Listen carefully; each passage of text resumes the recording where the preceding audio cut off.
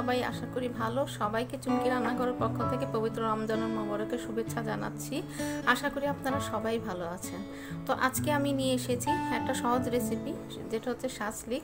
সেটা আমরা কিন্তু সবাই খুবই মজা করে আমরা খুব শাসলিক তৈরি করতে পারি। তো আমি আজকে আপনাদেরকে দেখাচ্ছি আমার মতো করে যে ঘরে থাকা উপকরণ বলতে, তো আজকে আমার কাছে লেবুটা নেই।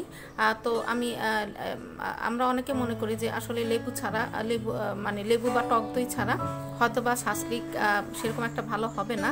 তবে আমার কাছে আজকে লেবু বা টক দই কোনোটাই নেই। তো আজকে আমি আপনাদেরকে সিরকা দিয়ে আমি শাসলিক করে দেখাবো। লেবু বা টক দইয়ের পরিবর্তে আমি সিরকা ব্যবহার করেছি। তো আর তার সাথে যা ব্যবহার করেছি সেটা হচ্ছে, আমি এখানে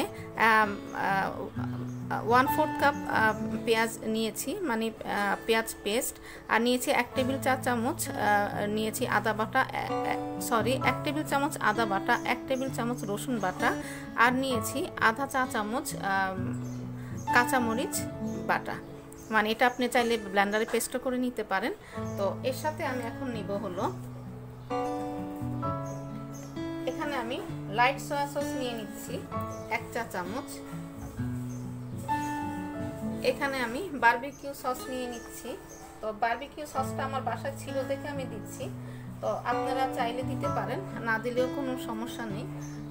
আর এখানে আমি দিয়ে দিচ্ছি আমার বাসায় তৈরি করা টমেটো সস।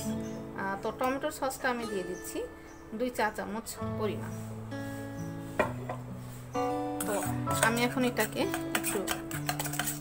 এভাবে একটু মিশিয়ে নিচ্ছি। তো খুব ভালো করে আমি এটা মিশিয়ে নিলাম। তো এখন আমি এখানে দিয়ে দিব 2 চা চামচ পরিমাণ সিরকা। তো আপনারা চাইলে সিরকাও যদি আপনাদের কাছে না থাকে, তাহলে আপনারা পেঁপেটা মানে পেস্ট করে প্রায় 1.5 চা চামচের মতো দিয়ে দিলেও চলবে। আর এখানে আমি দিচ্ছি আমার প্রয়োজন মতো লবণটা একটু খেয়াল করে দিবেন, কারণ আমি যেহেতু সয়া সস দিয়েছি আর বারবিকিউ সস দিয়েছি, এই দুইটার মধ্যে কিন্তু প্রচুর লবণ থাকে। তো আমি লবণটা আন্দাজ করে দিচ্ছি, যদি লাগে আমি পরে আবার দিয়ে দিব। আবারও আমি খুব ভালো করে মিশিয়ে নিচ্ছি। তো আপনি চাইলে এর মধ্যে একটু ফুড কালার দিতে পারেন, একটু জর্দা রং, যেটা একটু আমরা যখন রেস্টুরেন্ট থেকে কিনে খাই তখন দেখা যায় একটু কালারগুলো খুব সুন্দর হয়। তো আপনি চাইলে একটু দিয়ে নিতে পারেন। তো আমি এখানে হালকা একটু ফুড কালার দিয়ে নিয়েছি। তো এত যে কটকটে রং হবে তা না, হালকা একটা একটু সুন্দর একটা কালার আসে। তো আপনি চাইলে দিতে পারেন, না দিতে পারেন। তো এখন আমি এখানে দিয়ে দিচ্ছি প্রায় 1/4 কাপ প্লাস 2 টেবিল চামচের মতো সেই পরিমাণে আমি দিয়ে দিচ্ছি কুকিং অয়েল। এটা আপনি কুকিং অয়েল নিতে পারেন, আর নিতে পারেন অলিভ অয়েলও।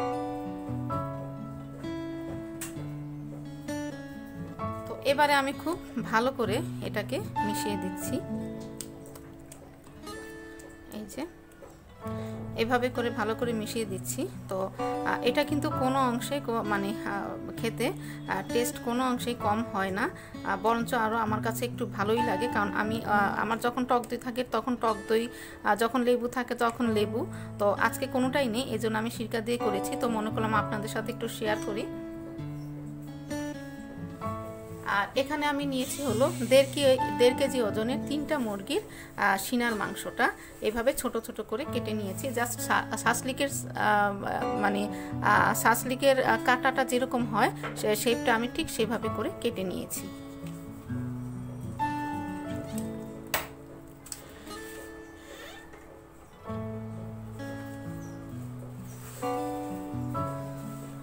তো এখন আমি এগুলো সব একসাথে ভালো করে মিশিয়ে প্রায় 20 মিনিটের মতো, 20 মিনিট না, আধা ঘন্টার, আপনি এটা যত ম্যারিনেট করে রাখবেন ততই কিন্তু মাংসটা ভিতরে জুসি হবে আর সফট হবে।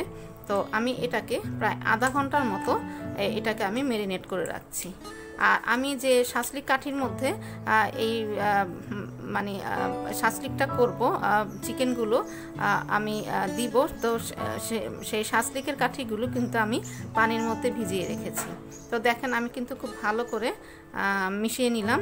আর আপনারা একটু জাস্ট লবণটা দেখে নেবেন, তো লবণটা কেমন হয়েছে। তো কোনো কিছুতে কিন্তু লবণটা বেশি বা কম হলে কিন্তু ভালো লাগে না, এই জন্য লবণটা দেখা খুব জরুরি। আর আমি পরে যখন আমি শাসলিক কাঠির মধ্যে এই চিকেনগুলো ঢুকাবো, তখন আমি এর মধ্যে গোলমরিচের গুঁড়ো দিব। আর তার সাথে আমি দিব হলো ভেজিটেবলের মধ্যে আমি দিব হলো ক্যাপসিকাম, পেঁয়াজ আর টমেটো। তো সেটাও আমি এখন কেটে আপনাদের সাথে শেয়ার করব।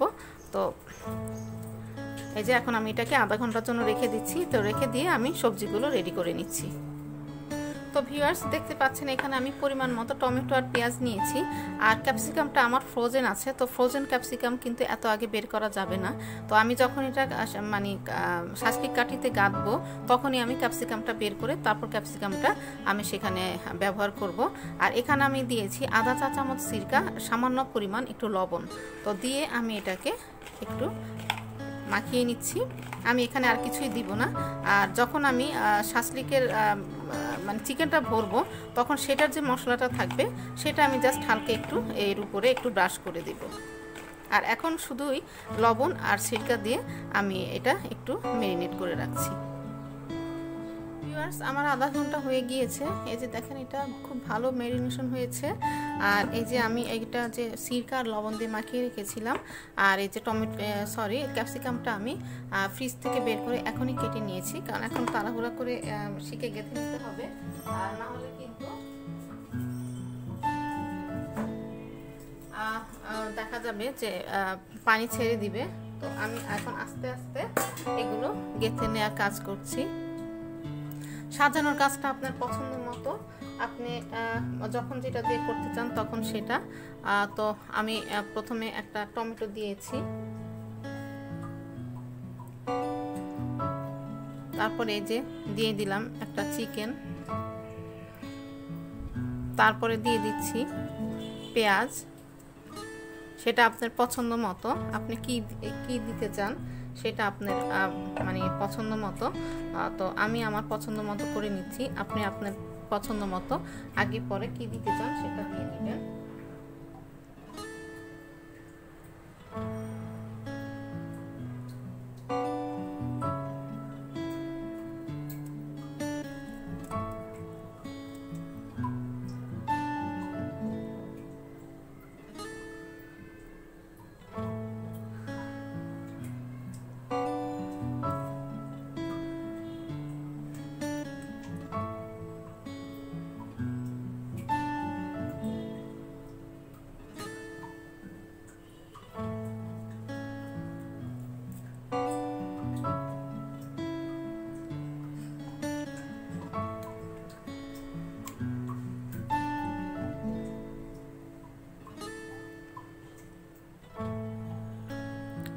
তো এই আমার একটা হয়ে গিয়েছে, দেখতে পাচ্ছেন। উপরে আপনি চাইলে আরেকটা ক্যাপসিকাম দিয়ে নিতে পারেন। তো আমি ক্যাপসিকামে এখনো কিছু দেইনি, কারণ এখনো একটু বরফ আছে। তো আমি ক্যাপসিকামে যখন চুলায় দিব তখন আমি এটার মধ্যে একটু ব্রাশ করে দেব। দেখতে পেয়েছেন এখনো কিন্তু অনেক শক্ত আছে, হার্ড আছে। তো এই যে একটা শাসলিক কিন্তু আমার হয়ে গিয়েছে। তো আমি এটা এখানে রেখে দিলাম। এখন আমি আবার ঠিক একইভাবে আরেকটা তৈরি করে নিচ্ছি।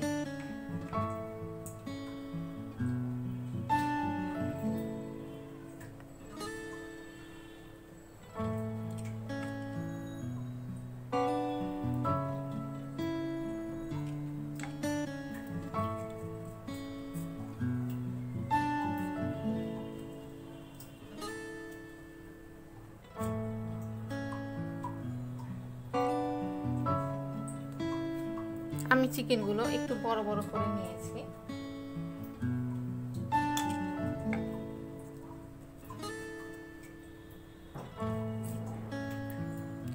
কারণ চিকেনগুলো যখন আমি দিব ফ্রাই প্যানে, তখন কিন্তু একটু সিঙ্ক হয়ে যায়, তখন কিন্তু একদম ছোট ছোট মনে হয়, ভালো লাগে না তখন দেখতে। তো এই যে, তো এখন আমি উপরে আরেকটা ক্যাপসিকাম দিয়ে নিচ্ছি। তো এই যে আমার আরেকটা সাসলিক কিন্তু রেডি হয়ে গিয়েছে। তো এইভাবে আমি সব সাসলিকগুলো বানিয়ে নিচ্ছি। এই যে দেখতে পাচ্ছেন কালারফুল। তো ভিউয়ার্স, আমি কিছু সাসলিক বানিয়ে ফেলেছি অলরেডি। তো এখন আমি এখানে একটু তেল স্প্রে করে দিচ্ছি। তো সাসলিকে তো একদম ডুবানো তেল প্রয়োজন হয় না, তবে রেস্টুরেন্টগুলোতে কিন্তু ডুবো তেলেই সাসলিক ভাজে। তো সেগুলোর টেস্ট কিন্তু আবার অন্যরকম হয়, আর এটার টেস্ট কিন্তু আবার অন্যরকম। তো আমি এখন আমার যে সাসলিকগুলো বানিয়েছিলাম সেগুলো দিয়ে দিচ্ছি। তো একটা একটা করে আমি দিয়ে দিচ্ছি।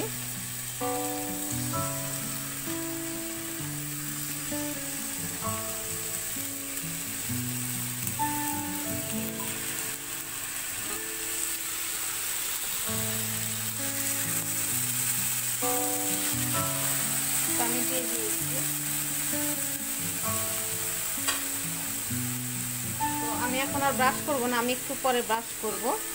তো আমি 2 মিনিটের মতো একটু ঢাকনা ছাড়া রেখে তারপরে আমি উল্টে দিব।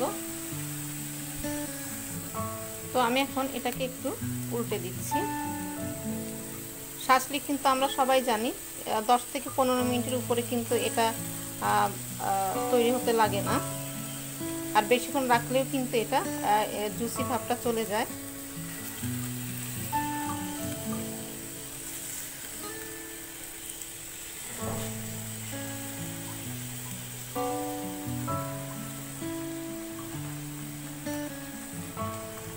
তো জুসি ভাবটা থাকার জন্য আমি এই যে ব্রাশ করে দিচ্ছি। আমার যে মশলাগুলো আছে, সাসলিকের যে মশলাগুলো রয়ে গিয়েছে, তো সেই মশলাগুলো আমি এখানে একটু একটু ব্রাশ করে দিচ্ছি।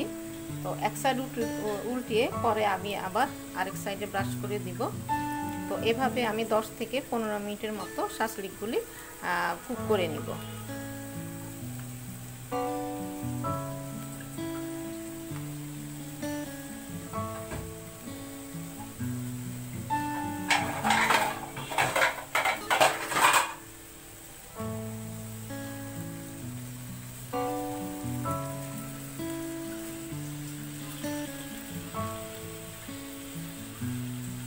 তো আমি এখন এটাকে ঢাকা দিয়ে দিচ্ছি।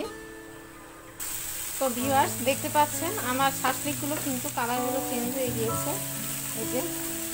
তো আমি আর একটু ঘুরিয়ে ফিরে এগুলোকে আর একটু কুক করে নিব।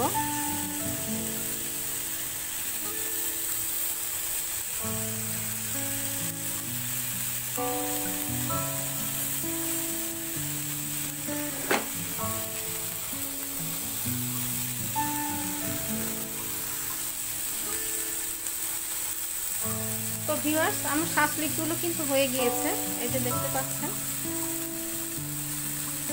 তো আমি এখন এগুলোকে নামিয়ে নিচ্ছি। আর দেখেন কত জুসি।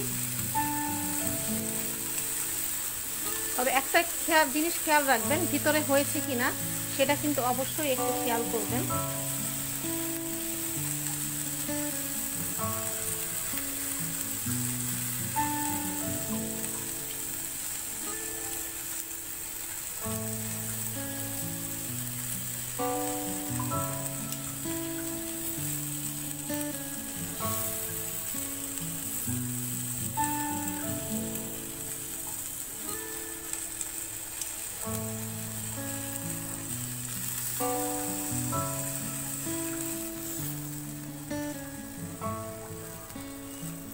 তো আমি আমার সাসলিকগুলো নামিয়ে নিচ্ছি।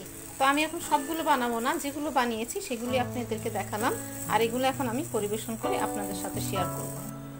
তো ভিউয়ার্স, দেখতে পাচ্ছেন আমার সাসলিকগুলো হয়ে গিয়েছে। আমি 10 মিনিটে সাসলিকগুলো করে ফেলেছি, আর এটা ম্যারিনেট করা ছিল, কাজেই যার জন্য চিকেনটা কিন্তু খুব তাড়াতাড়ি সফট হয়ে গিয়েছে। তো আমি একটু কাছে থেকে এনে দেখাচ্ছি, এই যে দেখেন। তো তো আশা করি আপনাদের ভালো লেগেছে। আর ভালো লাগলে চুমকি রান্নাঘরের সার্থকতা। আর এই রেসিপিটা যদি আপনাদের ইফতারি টেবিলে থাকে তাহলেই তো চুমকি রান্নাঘরের সার্থকতা। আর চুমকি রান্নাঘর মানি তো আপনাদের রান্নাঘর। তো ভিউয়ার্স, আজকে এখানেই। আল্লাহ হাফেজ। সবাই ভালো থাকবেন, সবাই চুমকি রান্নাঘরের পাশে থাকবেন, সবাই সবার পাশে থাকবেন। আল্লাহ হাফেজ।